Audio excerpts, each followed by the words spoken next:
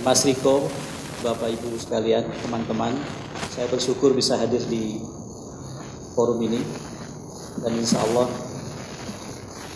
selain mendapatkan banyak manfaat dari forum ini, saya juga bisa ikut sedikit banyak memberikan manfaat buat Bapak Ibu sekalian. Malam ini saya tidak berbasa-basi dengan memberikan pengantar pendahuluan yang panjang, saya langsung saja ke inti. Malam ini kita diminta untuk membicarakan satu topik yang menurut saya saat ini di Jakarta bukan hanya penting tetapi juga genting. Topik yang penting dan genting ini dirumuskan oleh panitia dalam rumusannya yang terakhir adalah umat Islam dan kontestasi politik Jakarta. Ketika Mas Riko menghubungi saya, mengajak berdiskusi, saya memang mengusulkan temanya itu, bukan nasib umat Islam dalam Pilkada Jakarta.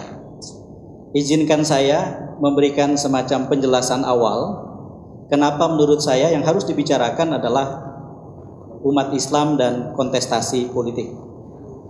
Umat Islam tidak usah didefinisikan. Pasti kita sudah berkali-kali merumuskan itu dan sampai ke tingkat kesepakatan umum tertentu. Saya ingin merumuskan apa itu kontestasi politik. Kontestasi politik itu bukan hanya bicara pilkada, bukan hanya bicara pemilu.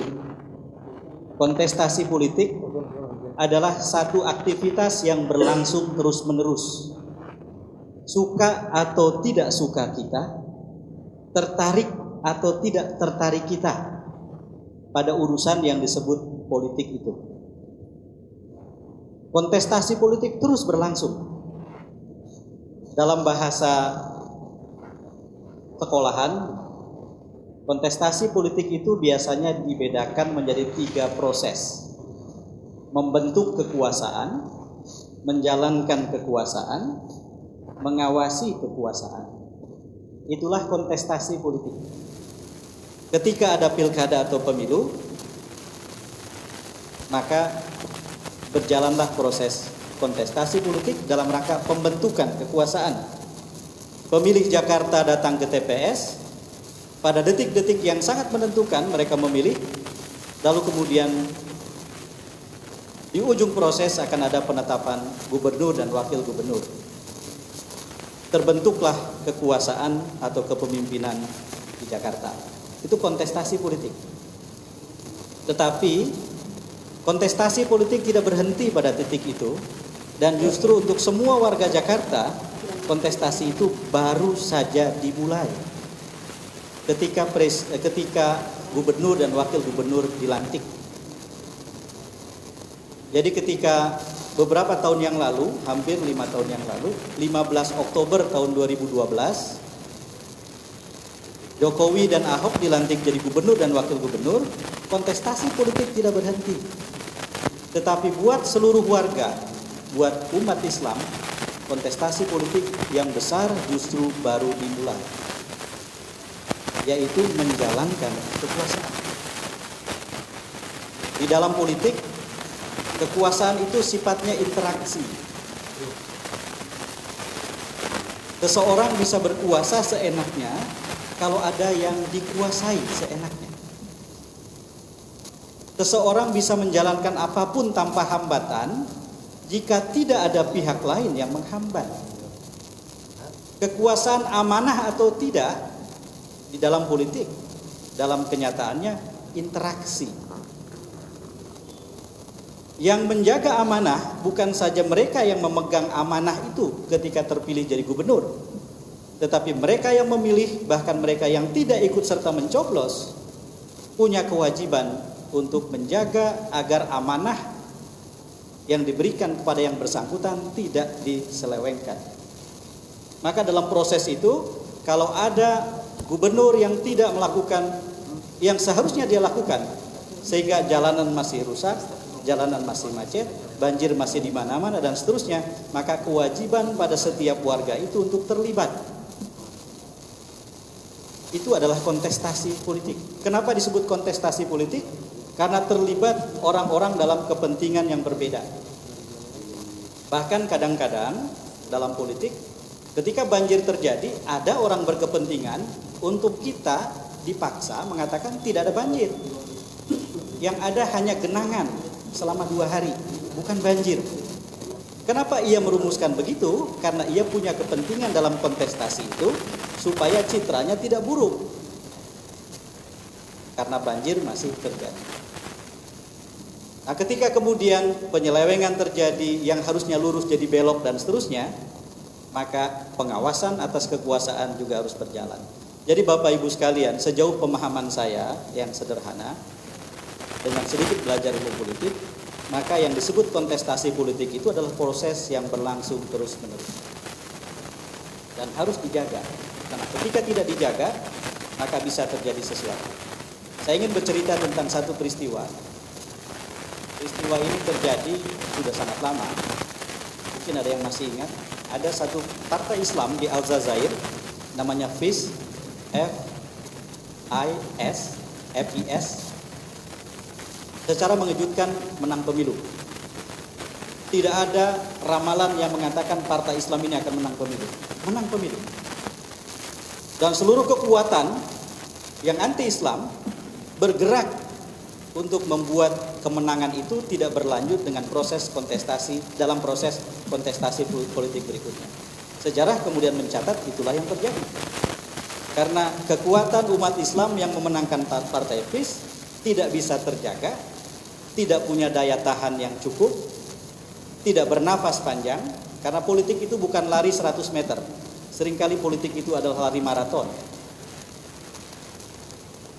Akhirnya yang terjadi, kemenangan dalam kontestasi pembentukan kekuasaan tidak berlanjut ketika menjalankan kekuasaan dan seterusnya. Nah, sekedar cerita tambahan.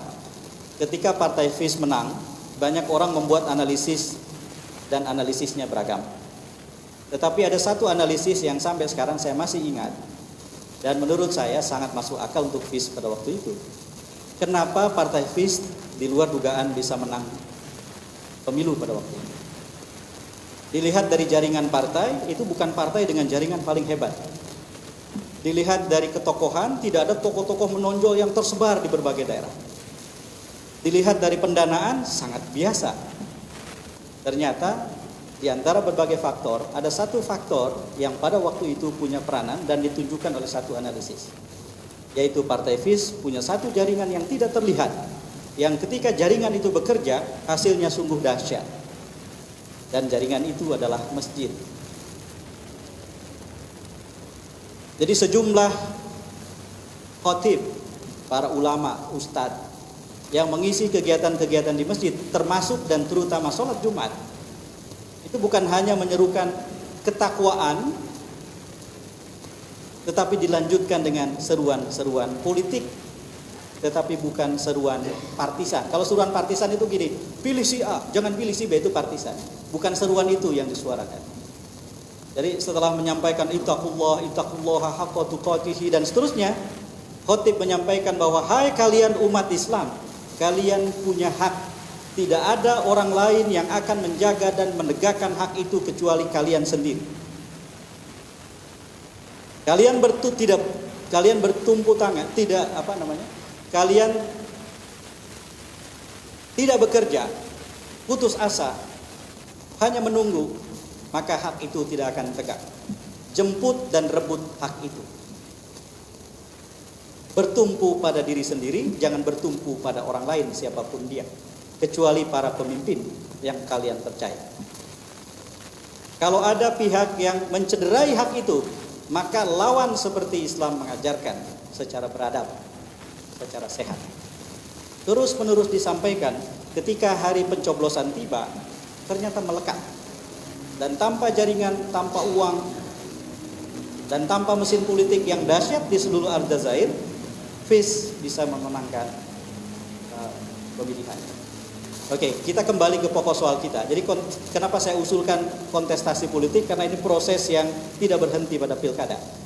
Kalau kita hanya membicarakan pilkada Jakarta dan nasib umat Islam, maka sebetulnya kita hanya membicarakan sepertiga saja dari keseluruhan urusan yang harus kita bicarakan. Nah, supaya tidak berpanjang-panjang, kalau saya ditanya apa kuncinya, menurut saya kuncinya adalah kalau mau memenangkan kontestasi, ya harus menggunakan ilmu pemenangan kontestasi. Kalau saya sederhanakan ya seperti itu. Man arada dunya fa'alaihi bil ilmi, wa man arada al-akhirah fa'alaihi bil ilmi, wa man aradahuma fa'alaihi bil ilmi. Prinsipnya itu. Kalau umat Islam yang besar tidak mau menggali ilmu pemenangan kontestasi, ya yang besar itu hanya statistiknya. Islam besar secara statistik, kecil secara politik. Ketika bertarung dalam pertarungan yang sesungguhnya, yang besar secara statistik itu dikalahkan oleh mereka, yang kecil secara statistik tetapi bisa menggalang dirinya sehingga menjadi kuat. Kuncinya adalah ilmu. Dan saya tahu bahwa kita berkumpul dari beragam sekali latar belakang di ruangan ini. Pilihan Pilpres kemarin kelihatannya juga berbeda.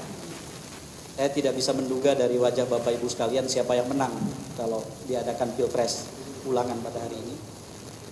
Tetapi kurang lebih tidak seragam. Bukan semua pemilih Pak Prabowo, bukan semua pemilih Pak Jokowi kelihatannya. Begitu juga dalam Pilgub yang lalu. Beragam, apalagi ada 6 pasang. Nah, saya mau menceritakan dari sisi ilmu ini, tidak dengan berbelit-belit berbicara teori. Saya ingin menceritakan saja apa yang terjadi dalam Pilgub sebelumnya. Karena kebetulan pada waktu itu saya membantu Pak Jokowi dalam kerja pemenangan Pilgub Jakarta. Beberapa wajah memperlihatkan bahwa kita berbeda tempat pada waktu itu. Saya ingin bercerita bahwa Jokowi punya waktu 38 hari untuk berkampanye di Jakarta pada waktu itu. Kenapa 38 hari dan bagaimana cara menghitungnya? Cara menghitungnya adalah terhitung semenjak saya bekerja sama dengan Pak Jokowi sampai 11 Juli tahun 2012 hari pencoblosan. Kenapa 38 hari? Karena hanya pada saat akhir pekan Jokowi bisa kampanye, sementara hari kerja Jokowi harus menjadi wali kota di Solo. Dihitung-hitung 38 hari. Jakarta ada 267 kelurahan. Dan Jokowi orang yang tidak dikenal. Bulan Desember 2011, survei yang kami adakan mengatakan bahwa hanya 2,7% orang Jakarta memilih Jokowi. Desember 2011. Pilkadanya adalah 11 Juli 2012. Hanya 6,5 bulan. Sebelum ada salah paham, saya tidak ingin mengatakan bahwa saya dan teman-teman yang memenangkan Jokowi. Tidak. Kemenangan di satu pilkada, kemenangan di Pilpres dibentuk oleh banyak sekali jaringan, banyak sekali kelompok, banyak sekali orang yang berperan yang tidak bisa kita sebut daftarnya, saking banyak dan panjangnya.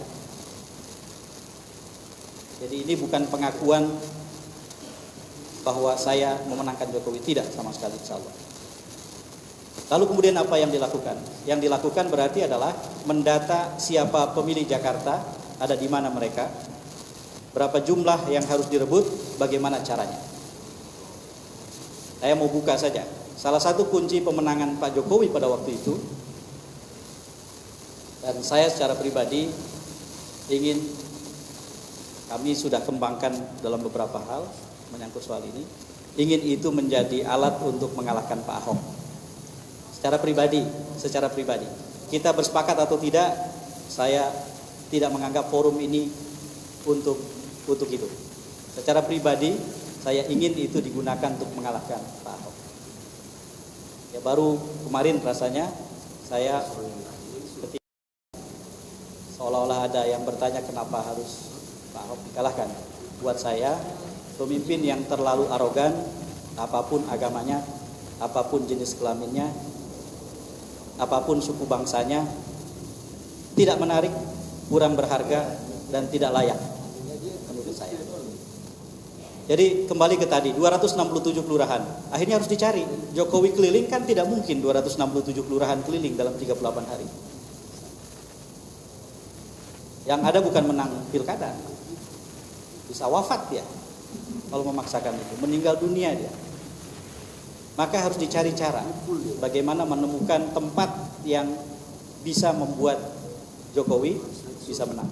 267 kelurahan akhirnya dipilih, dan setelah digodok sampai dibuat satu aplikasi khusus, karena kriteria-kriteria kelurahan mana yang diambil itu kemudian harus dimasukkan ke dalam peta, dan muncullah gambar peta per kelurahan di Jakarta. Ada 7 kriteria. Nomor 1, kalau mau menang di Jakarta, datanglah ke kelurahan yang paling padat pemilihnya. Karena di Jakarta ada kelurahan yang sangat tidak padat, ada kelurahan yang sangat padat.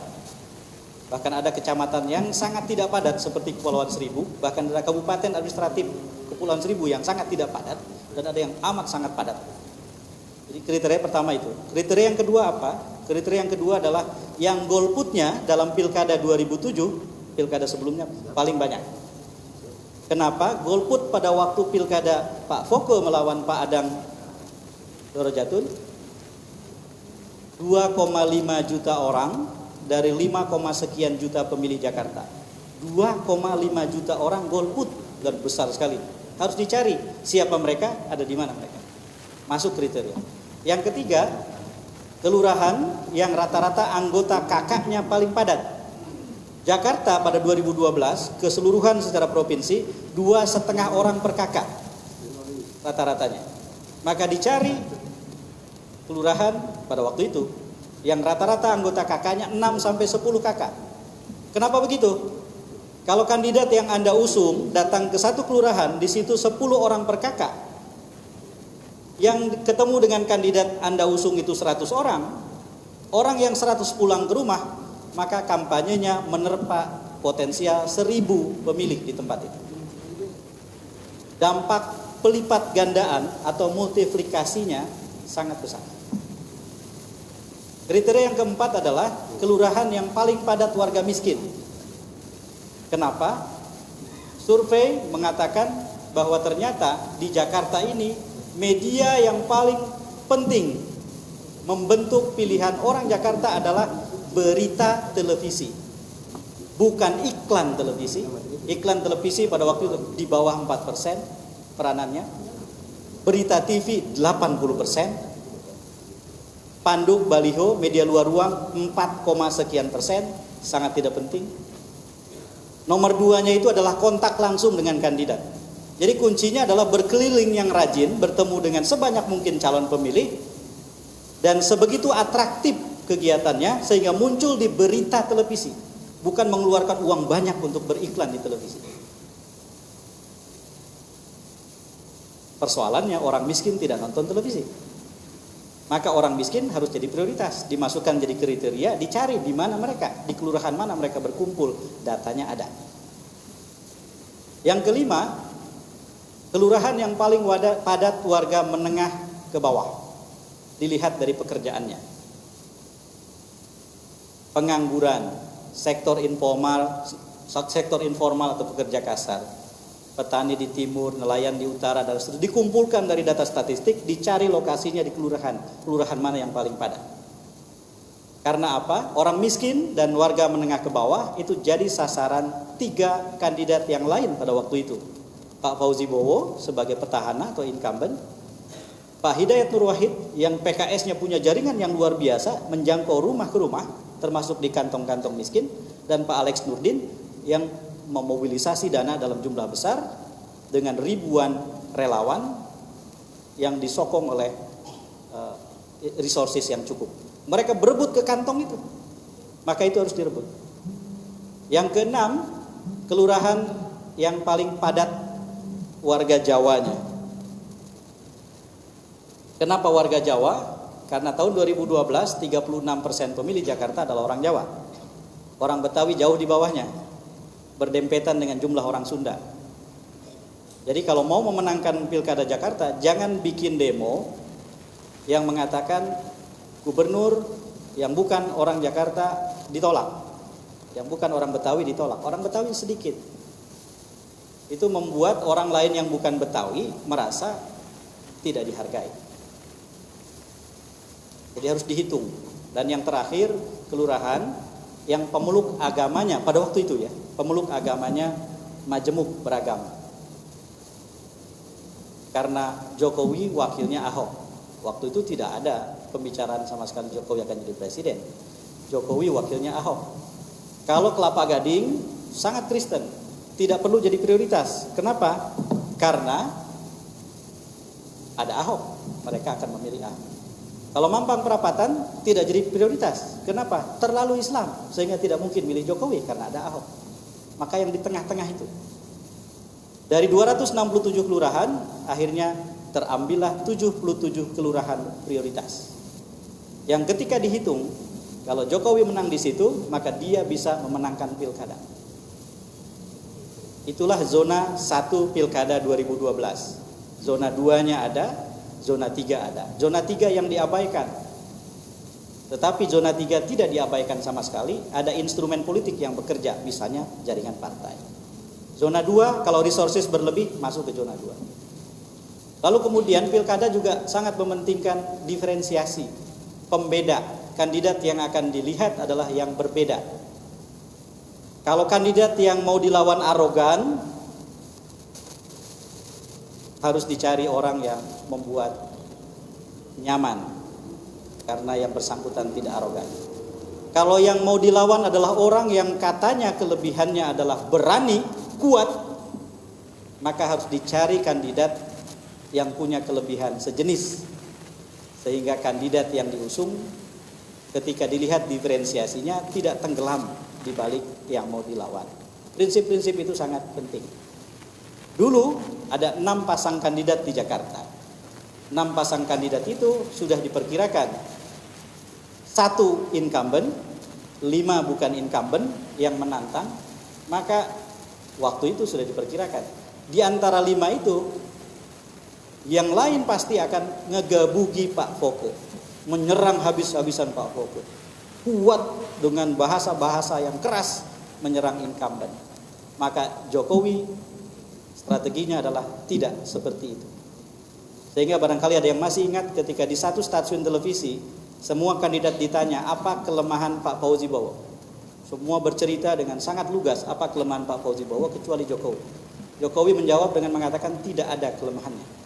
Pernah jadi sekda, pernah jadi wakil gubernur, sudah jadi gubernur, tidak ada kelemahannya. Kalaupun dicari-cari, mungkin yang saya tidak tahu persis adalah apakah warga Jakarta masih menginginkan beliau. Hanya itu saja. Tidak menyerang jawabannya. Kenapa begitu? Supaya ada diferensiasi. Warga Jakarta, pemilih Jakarta sangat sederhana. Jangan mengajukan sesuatu dengan diperumit sedemikian rupa sampai orang susah mengerti. Menceritakan banjir tidak usah membuka laptop sambil menggambarkan grafik debit air setiap hari. Bikin pusing orang yang sudah kena banjir. Cukup secara sederhana dikatakan apa yang mau dikerjakan untuk mengatasi itu. Sesimpel mungkin. Yang orang paling tidak ingin berpikir pun bisa mengerti. Itulah diferensiasi. Kalau ini dipanjangkan akan sangat panjang. Saya ingin katakan bahwa ya semua tadi kelihatan sederhana, tetapi berproses lewat satu ilmu. Ada instrumen yang sebetulnya bisa digunakan. Dan instrumen ilmu itu yang harus digunakan untuk mengalahkan Pak Ahok. Jadi kalau Pak Ahok pakai ilmu, yang lawan Pak Ahok tidak pakai ilmu, ya jangan berharap Pak Ahok bisa dikalahkan. Ya itu tadi, man arada dunya fa'alaihi bil ilm. Gunakan ilmu. Nah kalau disimpulkan kira-kira ilmunya ini sudah sejak lama saya sampaikan, untuk yang pernah mendengar dan bosan saya mohon maaf. Kalau disimpulkan secara sederhana begitu, ilmunya itu adalah ada 2 cara untuk mengelola kontestasi politik. Cara berkerumun atau cara berbaris. Kalau berkerumun itu jumlahnya bisa sangat besar. Satu stadion utama Senayan penuh. Dan setiap 5 menit mengucapkan Allahu Akbar, Allahu Akbar, bubar. Mereka tidak tahu siapa pemimpin mereka. Mereka tidak tahu apa agenda berikutnya. Mereka tidak tahu apa trayeknya. Mereka tidak tahu apa yang hendak dicapai untuk setiap fase perjuangan. Mereka tidak paham semua itu. Mereka hanya ingin kumpul, merasakan kumpul di Stadion Utama Senayan dan mengucapkan Allahu Akbar. Pulang, bubar, tanpa ada ikatan apapun. Itulah kerumunan. Sesedikit apapun, ketika orang berkumpul, tahu persis apa yang mengikat mereka. Siapa pemimpin-pemimpin mereka? Apa tujuan mereka? Bagaimana mencapai tujuan itu atau trayeknya? Modal apa yang harus dikumpulkan? Apa yang kurang dan apa yang harus ditambah? Dan seterusnya. Sesedikit apapun orang itu, maka dia adalah barisan. Ini mohon dikoreksi, saya bukan ustadz, saya bukan ahli agama, ilmu agama saya sangat dangkal. Kalau saya pakai pici supaya saya kelihatan lebih tinggi sedikit. Jadi kalau diukur dengan picinya kan lumayan gitu. Nah, cuman itu saja. Saya bukan ustadz. Jadi kalau ada yang keliru dari apa yang saya sampaikan, mohon diluruskan segera. Jangan menunggu besok. Karena forum ini masih akan insya Allah berlanjut. Sayyidina Ali kalau tidak salah kan pernah mengatakan, nah ini tolong luruskan kalau keliru. Al-haqqu bilan nizam sayuglibul batilu bin nizam. Kebenaran yang berkerumun itu bisa saja dikalahkan oleh kebatilan yang berbaris. Sesuatu yang baik tapi tidak diorganisir itu bisa dikalahkan oleh sesuatu yang tujuannya jelek, cara kerjanya jelek tapi organisasinya bagus. Al-haqqu bila nizam sayuglibul batilu bin nizam. Jadi ilmu untuk memenangkan kontestasi Jakarta menurut saya adalah mari bangun barisan. Seperti perintah di surat As-Saff itu. Innallaha yuhibbul ladzina yuqatiluna fi sabilihi shaffan ka'annahum bunyanum marsus. Allah mencintai orang-orang yang berjuang di jalannya, yang membangun barisan seolah-olah bangunan yang kokoh.